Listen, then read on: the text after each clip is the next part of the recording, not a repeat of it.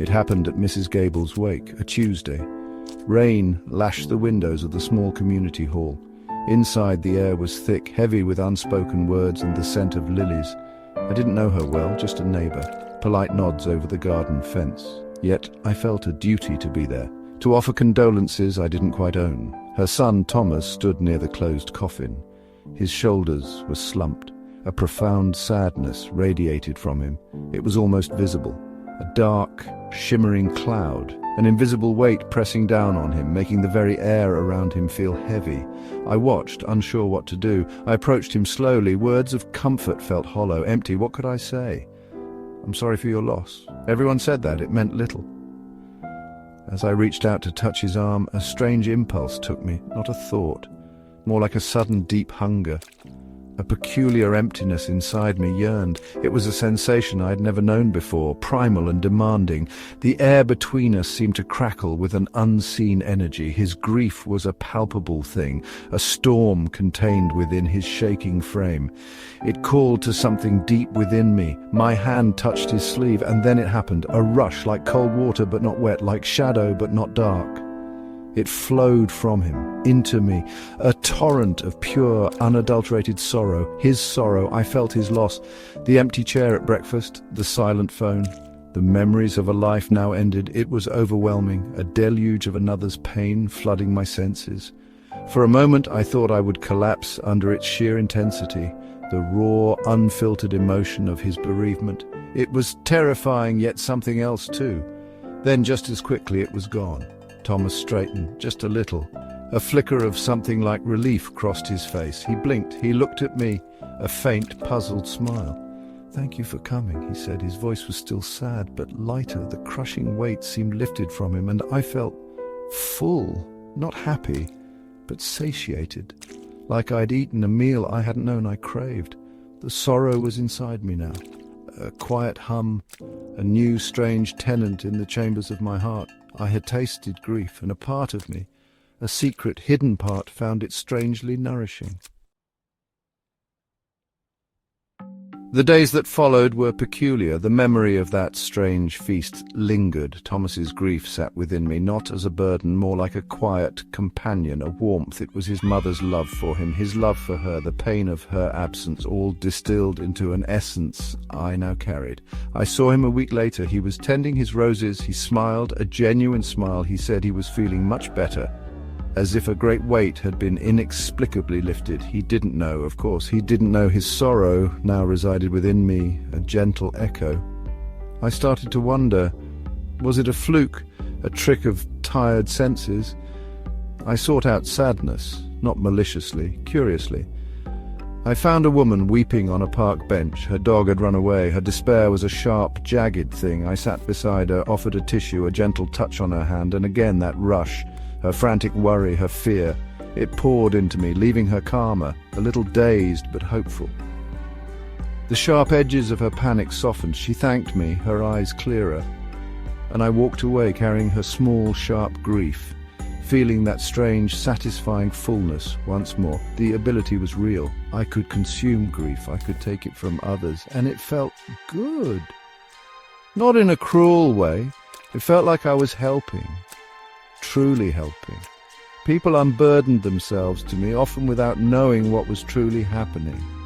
They would speak of their troubles, their heartaches, and as they spoke, I would draw in their pain. Their faces would lighten, their shoulders would relax, they would leave feeling better, and I would feel that strange, addictive sustenance. A quiet power hummed within me, a secret purpose. It was a quiet addiction at first, a subtle craving. I found myself drawn to funerals, to hospitals, to places where sorrow gathered like dust in forgotten corners. I told myself it was altruism. I was a vessel, a secret healer, taking away the pain that others could not bear. I was making the world a little lighter, one sorrow at a time. But the hunger grew. The satisfaction was potent. The relief I saw in others was a balm to my own soul, even as their absorbed grief began to settle deeper within me. It was a dangerous sweetness, this consumption of tears. The more grief I consumed, the more I needed. It was like a drug. The initial taste was a revelation. Then it became a necessity. The feeling of emptiness when I hadn't eaten was a hollow ache, a gnawing void that only the sorrow of others could fill. I started seeking it out with more determination, less by chance, more by design. I'd scan faces in crowds, looking for the telltale signs, the downcast eyes, the slumped posture, the aura of despair that only I seemed to see so clearly, so invitingly. It was a constant silent hunt. My own life began to fade. My joys, my sorrows, my ambitions, they all seemed muted, distant, replaced by the echoes of other people's lives, their losses, their heartbreaks. My apartment grew quiet. I stopped calling friends. What could I tell them? My own emotions were buried under layers of consumed despair. I was becoming a collection of second-hand sadness, a museum of misery. The vibrant colours of my own existence were dimming, replaced by a spectrum of greys borrowed from countless strangers. My reflections started to look unfamiliar. I started to lose track of whose grief was whose. Was this pang of regret mine, or did it belong to the old man who'd lost his wife of 50 years? Was this sudden wave of loneliness a memory of my own past, or the fresh sorrow of the teenager whose first love had ended? The lines blurred. My identity became a patchwork quilt, stitched together from the sadness of others. I was a repository of pain, and the original contents of my own heart were becoming increasingly difficult to discern. It was a confusing, disorienting existence. Physically, I felt heavy, weighed down, not by fat, but by something denser, more profound. My steps became slower. My breath sometimes caught in my chest, a sigh that wasn't my own. Sleep offered little respite. It was filled with dream fragments, not my dreams, but echoes of the lives I had touched. The faces of strangers flickered behind my eyelids. Their whispered woes became my nightly lullaby. The initial sense of power, of purpose, was slowly being overshadowed by a creeping sense of being overwhelmed, consumed by what I consumed. Then came the voices, not audible voices, not at first. They were whispers in my mind, echoes of the griefs I had ingested. The old man's lament for his late wife, the child's fear of the dark after a nightmare, the artist's despair over a creative block. Each sorrow I consumed added another voice to this internal choir, a soft murmur at first, a background hum, but it grew louder, more insistent, a constant overlapping symphony of sighs and sorrows. It was never silent inside my head anymore. They weren't hostile, these voices, not exactly. They were just there, present, each one a distinct thread of sadness, a memory of a pain that was not mine, yet lived within me. Sometimes they would surface unexpectedly, a sudden sharp memory of a lost pet, not my pet, a pang of regret for a decision someone else had made. It was like living in a crowded room, full of grieving people, all whispering their stories at once. The peace I once found in solitude was gone, replaced by this ceaseless internal chatter. I called them the chorus. It seemed fitting, a collection of voices singing a song of sorrow, my song now. Their individual pains melded, yet sometimes a single voice would rise above the others, clear and poignant, a mother mourning a child, a soldier haunted by war. Their experiences, their losses became a part of my internal landscape. I could feel their phantom heartaches, their spectral tears. The chorus was a constant reminder of the sheer volume of sadness I had taken in, a living testament to my unique and terrible gift. The chorus began to influence my moods, my thoughts.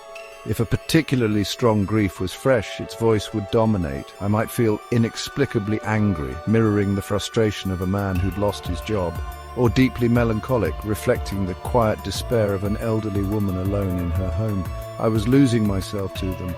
My own emotions were drowned out by their collective weight. The control I thought I had was an illusion. The chorus was not my servant. In many ways, I was becoming theirs. They were a constant, undeniable presence. Section 5. The weight of 1,000 stolen sorrows. The initial satisfaction of consuming grief had long since curdled. It turned into a heavy, relentless burden. Imagine carrying 1,000 heavy stones upon your shoulders. Each stone a unique story of loss, each one pressing down, making it harder to breathe, harder to move, harder to simply be. That was my existence now. I was a walking mausoleum of sorrow. The lightness I had once offered others had become my own profound, unyielding heaviness. My body ached with the phantom pains of countless individuals. My compassion, the very thing that had perhaps sparked this strange ability, began to fray. It was hard to feel genuine empathy when I was already drowning in a sea of pre-digested despair. New encounters with sadness felt less like an opportunity to help and more like an obligation, a demand from the growing hunger within, and a demand from the chorus, which seemed to quieten slightly with each new addition only to return stronger later.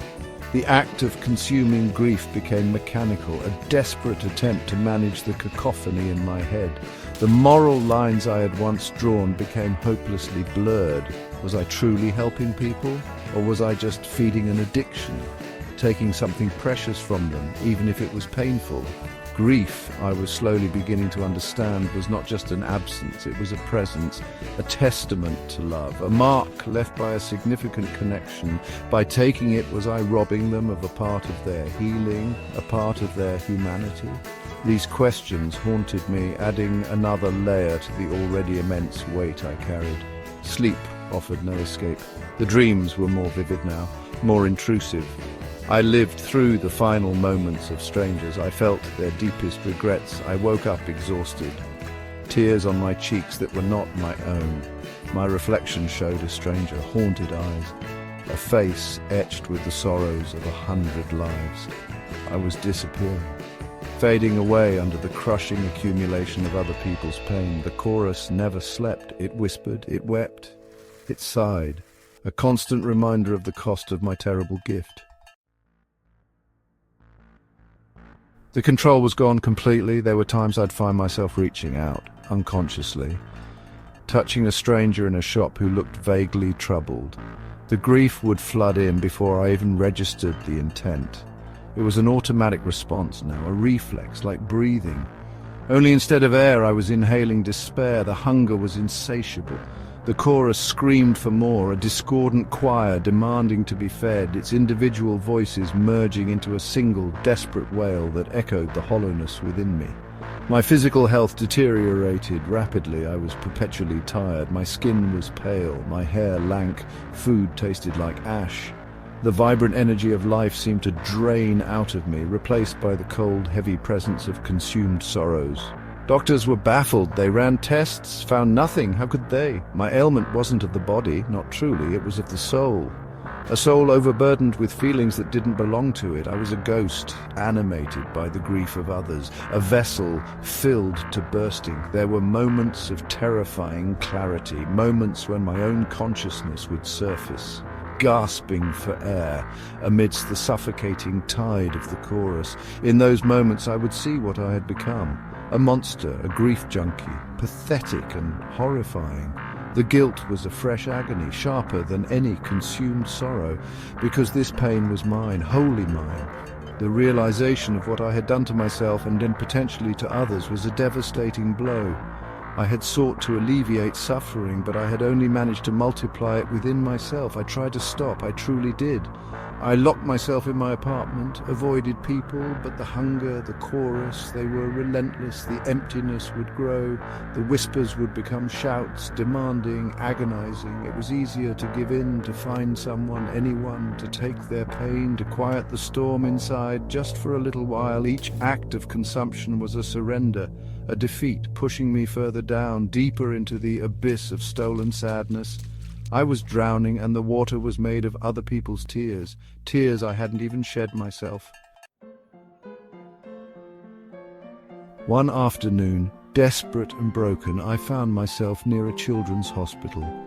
The air itself seemed to hum with a fragile, poignant sorrow.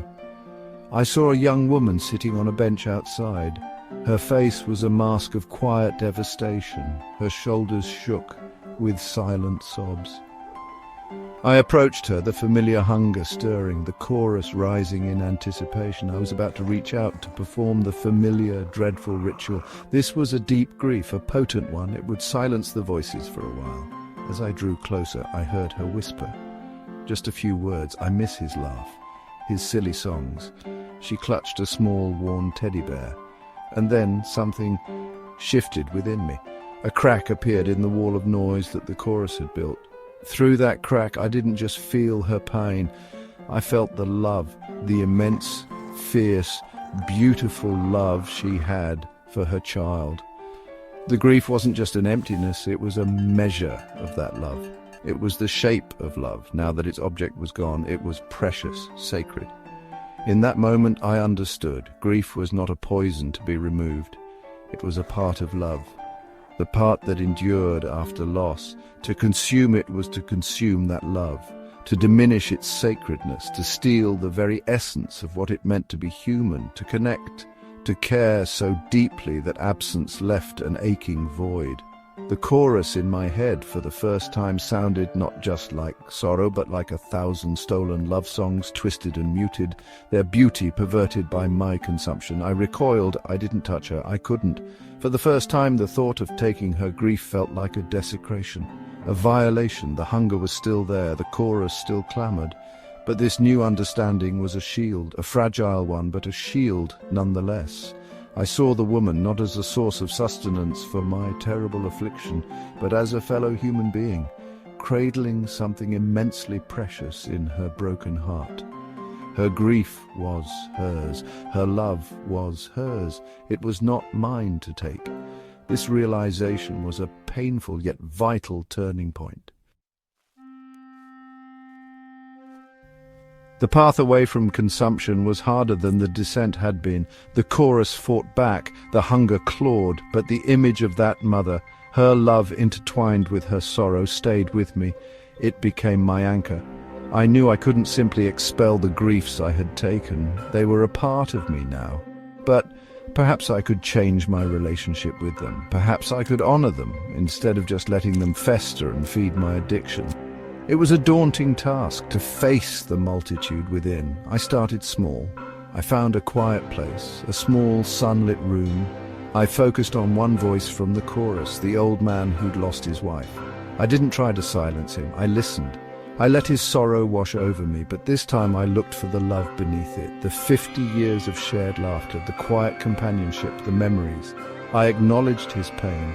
I acknowledged his love, and then I tried to release it, not by pushing it away, but by offering it understanding, by wishing him peace, wherever his spirit now resided. Slowly, tentatively, one by one, I began to work through the chorus. It was like untangling 1,000 knotted threads, each thread a life, a loss, a love. I would sit for hours, meditating, remembering, not consuming, but witnessing, honoring. For each sorrow, I tried to find the love it represented. I visualized returning the grief, not as a burden, but as a completed story, a memory acknowledged. It was an act of profound empathy, not absorption. The process was exhausting, emotionally draining, but also strangely cleansing. Gradually, the voices within the chorus began to soften, to fade, not into silence, but into a gentler murmur, a respectful quiet. The oppressive weight on my soul began to lift. Inch by painstaking inch, I wasn't empty, but I was lighter. The hunger pangs lessened, replaced by a sense of purpose that felt cleaner, truer. I was no longer a container overflowing with stolen sorrow. I was becoming a space where sorrow could be heard, acknowledged, and gently, respectfully let go. My own self started to re-emerge from the shadows. I never lost the ability to sense grief. It remained a part of me, like an extra sense, but I no longer craved it. I no longer consumed it. Instead, I learned to use my awareness differently. I could still feel the weight of someone's sorrow, the unique texture of their pain. But now, instead of drawing it into myself, I offered something else: presence, understanding, a safe space for them to feel what they needed to feel. I learned to listen, truly listen, not with an agenda to take, but with an open heart to share the moment. I found I could guide people through their grief, gently, subtly, Sometimes just by being there, by acknowledging their pain without trying to fix it or take it away, I could help them find their own path through it. I would share quiet moments with those who were hurting. I might speak of the love that underpins such deep sorrow. I might simply sit in silence, a calm presence against their storm. It wasn't about removing the grief. It was about helping them carry it, helping them see the love that gave it meaning. The chorus within me was now a quiet echo, a reminder of the past, but also a source of profound empathy. The experiences I had absorbed once a torment now informed my interactions. I understood loss in a way few could. This understanding became my new gift, a gift I could offer freely without cost to myself or others. The heaviness in my body and soul had lifted, replaced by a quiet strength, a sense of peace I hadn't thought possible. My own emotions returned, vibrant and clear. My life found a new rhythm. I reconnected with friends. I found joy in simple things again. The world seemed brighter, more vivid. The path had been dark and difficult, but I had emerged, changed, wiser. I still encountered sorrow daily, for it is a part of life. But now I met it not as a predator, but as a companion, a guide. I learned that the greatest help isn't to take away someone's burden. It is to help them find the strength to carry it, and to find the love that makes it bearable. And in that I found my own quiet redemption, my own lasting peace.